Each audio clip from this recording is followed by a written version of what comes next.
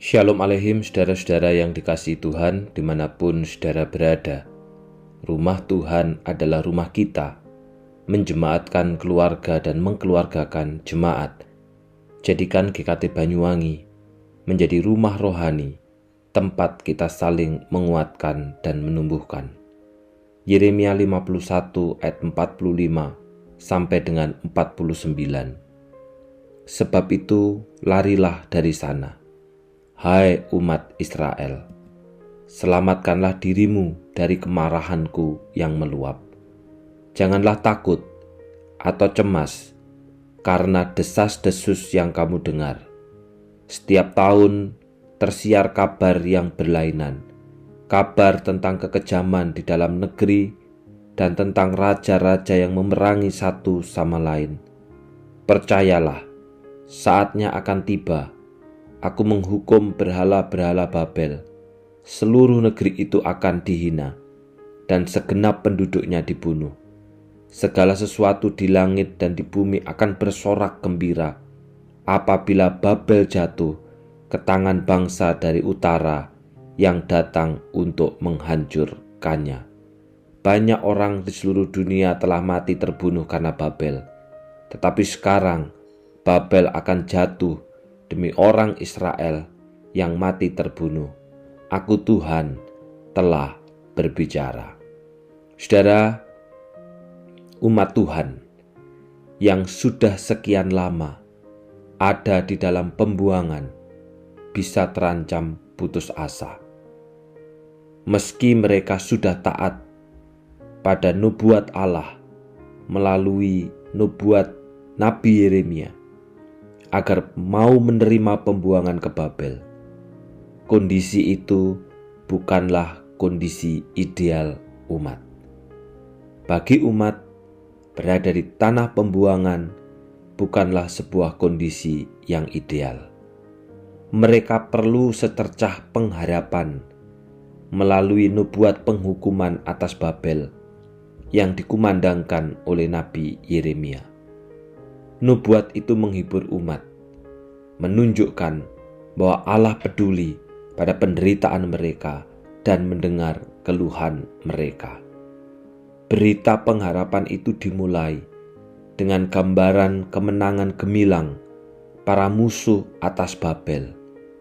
Oleh kehendak Allah, musuh-musuh Babel bersekutu untuk menghancurkan Babel, bangsa yang pada waktu itu dipakai Allah untuk mengambil, menindas, membuang umat Tuhan. Babel yang terkenal dengan Dewa Bel dan tembok kotanya akan tamat riwayatnya. Allah akan mempermalukan Bel dan tembok kota akan diruntuhkan.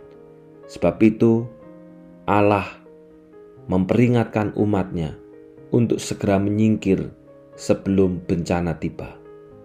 Mereka harus ingat Allah dan kembali ke Yerusalem sebelum Babel ditimpa celaka. Babel memang harus mengalami semua itu sebagai balasan karena telah melakukan hal yang sama sebelumnya kepada umat dan juga bangsa-bangsa lain. Tidak heran bila kejatuhan Babel akan menggembirakan banyak pihak. Saudara, ternyata Allah tidak pernah membiarkan kelaliman dan kejahatan itu merajalela di dunia ini.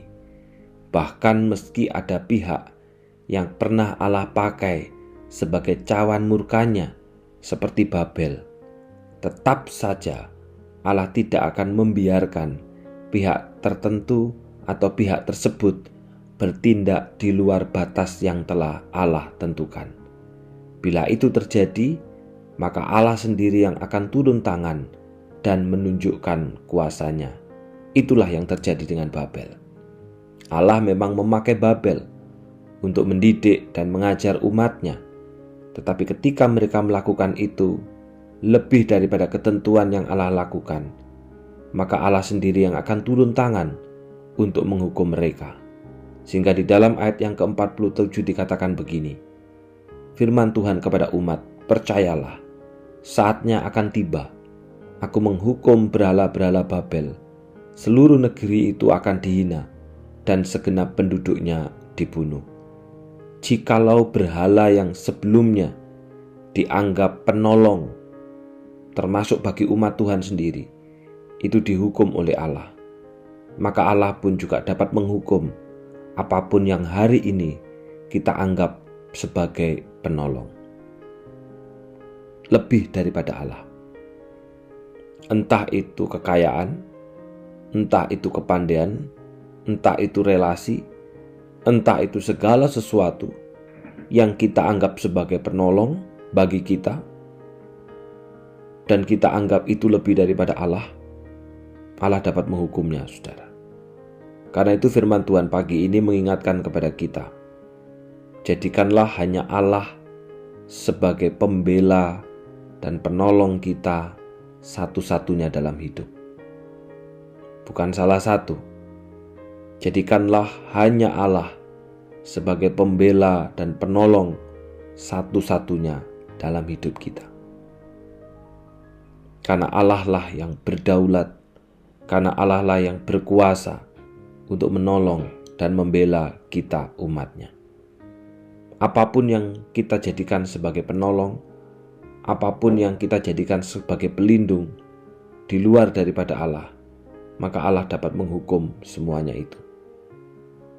Namun saudara, apabila kita hari ini mengalami penderitaan, itu sebagai akibat kelaliman atau penindasan atau kesewenang-wenangan daripada pihak lain, yakinilah bahwa hal itu tidak akan berlangsung untuk selamanya. Allah tahu, Allah peduli, akan ada saatnya Allah turun tangan dan menyatakan perlindungannya atas kita umatnya. Yang perlu kita lakukan adalah pada saat kita mengalami hal yang tidak baik, pada saat kita ditindas, pada saat kita mengalami ketidaksewenang-wenangan,